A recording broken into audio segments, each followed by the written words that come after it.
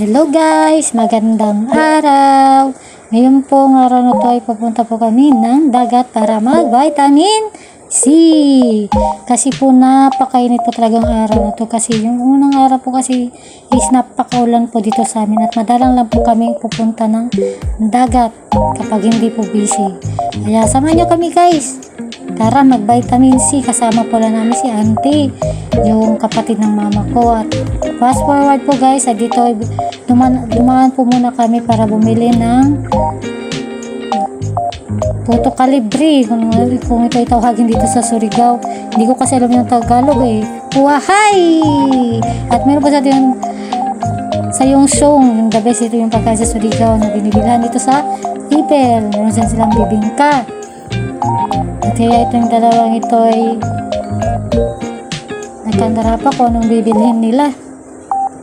Marami kasing choices dyan guys. Marami talaga kayong gusto mabibili dyan. Kaso lang, low budget. Kaya pumunta kami dun sa kabila kasi magtitingin yung auntie ko at mama ko. Baka may magustuhan siyang bibilhin doon. Meron silang diyang salbaro guys. Kala ko nga bumili sila eh. Pero by the way guys, masarap yung salbaro dito guys. Meron din silang ano yan, nakalimutan ko yung tawag. I-comment nyo nga ng tawag ng isang yung lingin na yun. Yung circle. Nakalimutan ko tuloy. Oh, hahay! Ayan. Okay guys. Ayun. Last lang nagustuhan dyan. Kaya bumalik na lang sila sa sasakyan namin. Yung sinakyan ka pala namin guys ay bawa-bawa. Ay kumuha lang po kami dun sa pantalan. Nirintahan lang po guys. Kasi nga guys, wala kaming masakyan. Wahay! Dito guys, matingin nyo guys. Ay naghanap na po kami ng aming cottage. Kaso, puno. Sa dami ng tao po ngayon naliligo ngayong araw na to. Naku naman. Hindi kasi kami naaga na punta dito kasi mga bandang alauna na po to, 2:00. Tingnan nyo naman guys. Mga kalagan, sobrang dami po yung naliligo. Halos, kasi ibang cottage dyan ay sinira na. Hindi ko alam kung bakit.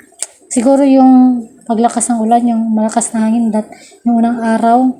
At ngayon guys, puno-puno po talaga guys. Ang iba, hindi na nagka-cottage. Dyan na lang sa, silong nag-standby. Iba, nasasakyan lang kasi nga, hindi na masyadong maraming cottage dito.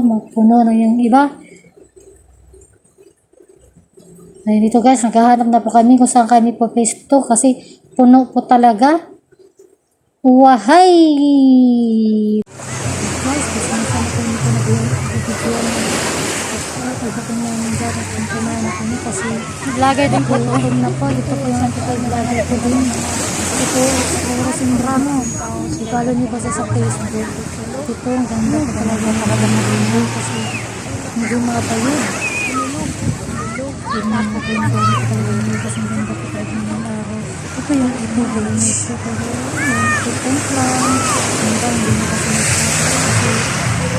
ang ganda roon sa Pinoy ang pinakaw nilang hindi ka wala nakarap yun yung sa kalawang ko hindi po sa taas sinasabi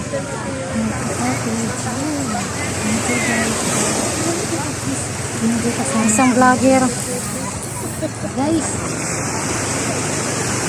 naligo guys, sa ating bata nakadala ng damit. Wahay! Wala pa akong pampalit. Kaya hindi na lang po ako naligo ko. Next time na lang po. Tignan niyo po guys. Gaano karami yung naliligo ako ngayong araw kasi Sunday. Ito guys. Ito vlogging. Yan lang pala yung pagkain. Postcode day at tawad daw. Dala lang mga nandiyan guys ay yung mga ispikin at inihaw po na baboy, libre, kamote at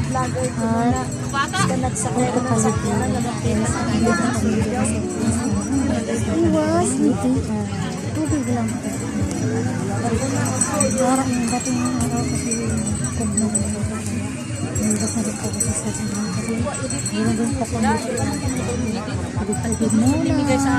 Wahay! Guys, ang ganda talaga ng araw na to guys.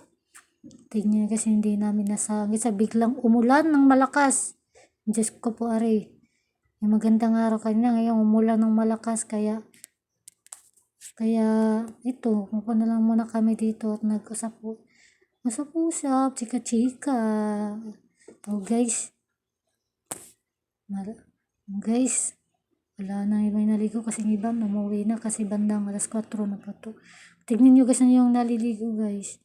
Ay nilang magsimba kasi sila mabasa. Wahay! Chikara. Yun guys, so masaya kapag kasama yung pamilya niyo kapag kayo pupunta dito sa dagat. Magbabanding kasi minsan madalang lang kami pumunta dito kasi nga, hindi ba, busy sa trabaho yung mama ko, kapatid ko sa pag-aaral, pati po ako. Kaya ayun, by next time, sana ay kompleto na kaming pupunta dito ng dagat. Kasi dati, by the way guys, hanggang dito na lang kasi lubot na cellphone ko. Bye-bye!